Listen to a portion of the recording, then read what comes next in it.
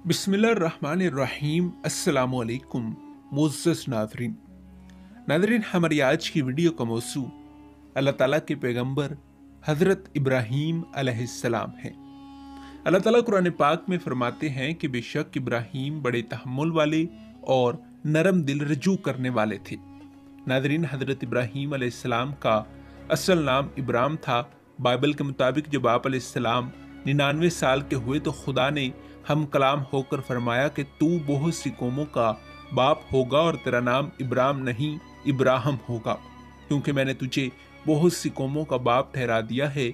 आप अलैहिस्सलाम को यहूदी मज़हब का बानी भी ख्याल किया जाता है और अक्सर कुतब में इसका बरमला तज़किरा मौजूद है, लेकिन कुरान पाक में इसके ख्याल की शदीद नफ़ी की गई है। नाज़रीन किराम, कुरान पाक में इरशाद है कि ए अहले किताब, तुम इब्राहीम के बारे में क्यों झगड़ते हो, हालांकि बाइबल और इंजील इनके बाद उतरी है और वह पहले हो चुके। तो क्या तुम अकल नहीं रखते? देखो, ऐसी बात में तो तुमने झगड़ा किया ही था जिसका तुम्हें कुछ इल्म था, मगर ऐसी बात में क्यों झगड़ते हो जिसका तुमको कुछ इल्म नहीं, और अल्लाह जानता है और तुम नहीं जानते। इब्राहीम ना तो यहूदी थे और ना ईसाई थे, बल्कि खालिस मुसलमान थे और मुशरिकों में ना थे। नाज़रीन, आप अलैहिस्सलाम शहर आर में जो दरिया फुरात के किनारे खलीज फारिस के नज़दीक वाक़ है और आजकल तलल उबैद के नाम से मसूम है, में पैदा हुए। बाइबल के मुताबिक आप अलैहिस्सलाम 1948 कबल मसीह में पैदा हुए। आपकी पैदाइश के कुछ अरसे बाद आप अलैहिस्सलाम का ख़ानदान इराक, जो पहले मेसोपोटामिया के नाम से मशहूर था, को पार करके किनान की सरजमी में जा बसा और फिर कुछ अरसे के बाद दरिया फुरात के दूसरे किनारे जद्दा में आबाद हुआ। नाज़रीन, हज़रत इब्राहीम अलैहिस्सलाम के वालिद का नाम तारिख बिन नखूर था, जिन्हें आज़र भी कहा जाता है। एक रवायत के मुताबिक इनका असल नाम तारिख था, लेकिन जब वो नमरूद के ख़जाने पर अमीन मुकर्रर हुए तो नमरूद ने इनका नाम आज़िर रखा। इस तरह तारिख और आज़िर दोनों एक ही शख्स का नाम है। नाज़रीन इकराम, हज़रत इब्राहीम अलैहिस्सलाम की वालिदा माजिदा का नाम बुलबुला बिनते जाम था, जो नूनी या नोना के नाम से मौसूम थी। हज़रत इब्राहीम अलैहिस्सलाम के अलावा आज़िर के दो और बेटे थे। एक का नाम हारून था, जो हज़रत लूत अलैहिस्सलाम के वालिद थे और उन्होंने शहर हरान आबाद किया, जो इन्हीं के नाम से मंसूब है। और दूसरे बेटे का नाम नहूर था, जो बतवील के वालिद था, और बतवील का एक बेटा लाबान था और बेटी रबका थी, जो हज़रत इसहाक अलैहिस्सलाम की ज़ोजा और हज़रत याकूब अलैहिस्सलाम की वालदा थी। जबकि लाबान की दो बेटियां लिया और राहील थीं, जो हज़रत याकूब अलैहिस्सलाम की अज़वाज थीं। नाज़रीन, तारीख़ और बाइबल में हज़रत इब्राहीम अलैहिस्सलाम का शिजर नसब इस तरह बयान किया गया है। इब्राहीम अलैहिस्सलाम बिन तारिख बिन नखूर बिन सरूज बिन राऊ बिन फलज बिन अबर बिन सलाह बिन अरफकसद बिन साम बिन नू अलैहिस्सलाम बिन लमक बिन मतूशाले बिन यूनस अलैहिस्सलाम बिन यारिद बिन मुहल्लल बिन केनान बिन अनूश बिन शीस अलैहिस्सलाम बिन आदम अलैहिस्सलाम। नाज़रीन, हज़रत इब्राहीम अलैहिस्सलाम हज़रत साले के बाद बाबिल, शाम और मिस्र में आबाद सामिया कबाइल की असलाह के लिए पैगंबर बनाकर भेजे गए। ये कौम सितारों और बुतों की पूजा करती थी और कुतुब तारे की तरफ मुँह करके मनाजात और दुआएं पढ़ते थे। नाज़रीन, हज़रत इब्राहीम अलैहिस्सलाम का कुरान पाक की सूरह नंबर 25 और आयत नंबर 63 में 68 बार इस अंदाज में जिक्र मौजूद है कि इनकी रोशनी में आप अलैहिस्सलाम पर एक मुस्तनद किताब मुरतब की जा सकती है, और इसी बात हज़रत मोहम्मद सल्लल्लाहु अलैहि वसल्लम को इनका वसी या जानशीन कहा जाता है। आप अलैहिस्सलाम का जिक्र मुबारक मक्की और मदनी दोनों किस्म की सूरतों में मौजूद है। नाज़रीन इकराम, कुरान पाक में आपकी असमत का जिक्र इस तरह फरमाया गया है, बेशक इब्राहीम अलैहिस्सलाम बड़े तहम्मुल वाले, नरम दिल और रजू करने वाले इंसान थे, और इब्राहीम के दीन से कौन रूगर्दानी कर सकता है सिवाय इसके जो बहुत नदान हो। हमने इनको दुनिया में भी मुंतखब किया था और आखिरत में भी वो नेक साले लोगों में से होंगे। सब लोगों से ज़्यादा इब्राहीम से कुर्ब रखने वाले तो वो लोग हैं जो इनकी पैरवी करते हैं, और वो लोग जो ईमान लाए हैं और अल्लाह मोमनों का कारसाज है। नाज़रीन इकराम, अल्लाह ताला सूरह अल इमरान में फरमाते हैं कि कह दीजिए कि अल्लाह ने सच फरमा दिया, बस दीन इब्राहीम की पैरवी करो جو سب سے بے تعلق ہو کر ایک اللہ کے ہو رہے تھے اور مشرکوں میں سے نہ تھے۔ بے شک ابراہیم لوگوں کے پیشوا اور اپنی ذات میں ایک پوری امت تھے اور اللہ کے فرما بردار تھے، جو بالکل ایک اللہ کے ہو رہے تھے اور مشرکوں میں سے نہ تھے۔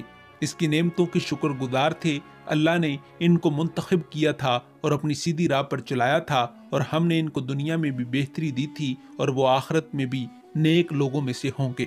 اور کتاب میں ابراہیم کا قصہ بیان کرو، بے شک وہ نہایت سچے پیغمبر تھے۔ اللہ تعالیٰ سورہ انبیاء میں فرماتے ہیں، اور ابراہیم کو پہلے ہی سے سمجھ بوجھ بخشی تھی اور ہم ان کے حال سے بخوبی واقف تھے۔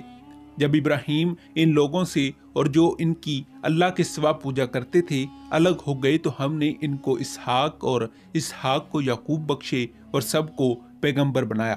ان سب کو ہم نے اپنی رحمت سے بہت سی چیزیں عنایت کیں اور ان کا ذکر جمیل بلند کیا۔ ناظرین، بعض روایات کے مطابق حضرت ابراہیم علیہ السلام اس نمرود کے دور حکومت میں پیدا ہوئے جو حضرت نوح علیہ السلام کے دوسرے بیٹے حام کی اولاد میں سے تھا۔ حام کی اولاد میں سے جس شخص نے سب سے پہلے حکومت کی بنیاد ڈالی اور دریائے دجلہ فرات کے زرعی حصے پر بابل کا شہر افاق آباد کیا، اس کا نام کنان بن حام بن نوح تھا۔ اس بادشاہ سے اپنی سلطنت کو مستحکم بنانے کے لیے بابل شہر میں 75 میل چوڑی اور 200 فٹ اونچی شہر پناہ بنائی گئی، جس کے یکساں فاصلے پر 100 پھاٹک تھے اور شاہراہوں کے اتکاتے 431 الگ الگ ٹکڑوں میں تقسیم تھے، جن میں سے ہر ٹکڑا ایک مستحکم قلعے کی حیثیت رکھتا تھا۔ ناظرین اکرام، بیرونی حملہ آوروں سے بچاؤ کے لیے 450 خوبصورت عظیم الشان برج تعمیر کیے گئے تھے، جن پر شبانہ روز مسلح فوج پہرا دیتی تھی۔ کنان کے مرنے کے بعد اس کا بیٹا حاسد تخت نشین ہوا، اور وہ اپنے دور کا ایسا زبردست بادشاہ تھا جس کے پاس انگنت دولت اور لاؤ لشکر تھا۔ تاریخ میں یہ ظالم اور متکبر بادشاہ نمرود کے نام سے مشہور ہوا۔ ناظرین، یہ بادشاہ الوہیت کا دعوے دار تھا اور وہ کہا کرتا تھا کہ خدا کی ذات اس کے جسم میں داخل ہو کر زمین پر اتری ہے، اور وہ بے پناہ دولت و حشمت کے باعث خود کو خدا کہلوانے لگا۔ اس نے اپنی صورت کے بت بنا کر پوجا گاہیں اور مندر تعمیر کیے جن میں لوگ اسے خدا مانتے ہوئے سجدہ کرتے تھے۔ ناظرین، بعض روایات کے مطابق حضرت ابراہیم علیہ السلام کے زمانے میں جس بادشاہ کو نمرود کا نام دیا گیا ہے وہ دراصل دولا امر تھا۔ قیاس غالب ہے کہ وہ حاسد کنان بن حام کی طرز کا دوسرا نمرود تھا، لیکن یہ طے شدہ بات ہے کہ حضرت ابراہیم علیہ السلام حضرت نوح علیہ السلام کے پہلے بیٹے سام کی اولاد میں سے تھے، جبکہ نمرود حضرت نوح علیہ السلام کے دوسرے بیٹے حام کی اولاد میں سے تھا۔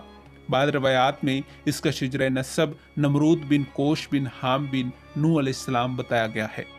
ناظرین اکرام، سام کی وفات کے بعد عابر بن سلا بن ارفقسد جو عبرانیوں کا جد اعلیٰ تھا، کلدانیوں کی مدد سے نمرود پر حملہ آور ہوا، لیکن شکست کھانے کے بعد دریائے دجلہ فرات کے درمیان واقع مقام مجدل پر اپنی سلطہ و حکومت قائم کی اور ایک مومن موحد کی حیثیت سے حکمرانی کرتا رہا۔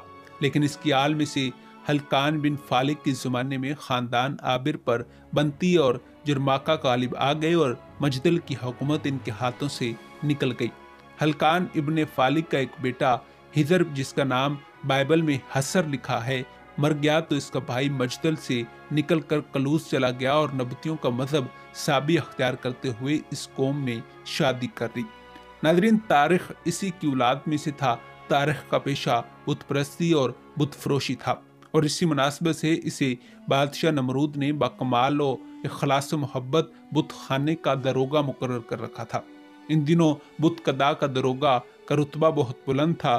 حضرت ابراہیم علیہ السلام کی ولادت کے بارے میں مختلف روایات بیان کی جاتی ہیں، جن کا محصل یہ ہے کہ ولادت ابراہیم علیہ السلام سے قبل نجومیوں نے نمرود کو بتایا کہ اسی برس اس شہر میں ایک لڑکا پیدا ہونے والا ہے جو اس کا تختہ الٹ کر شاہی مذہب کو جھوٹا قرار دے گا، لیکن نمرود نے شہر میں منادی کروا دی کہ کوئی شوہر اپنی بیوی کے پاس نہ جائے ورنہ اس سے پیدا ہونے والے لڑکے کو قتل کر دیا جائے گا، اور اسی طرح ہزاروں معصوم بے گناہ بچے قتل کر دیے گئے۔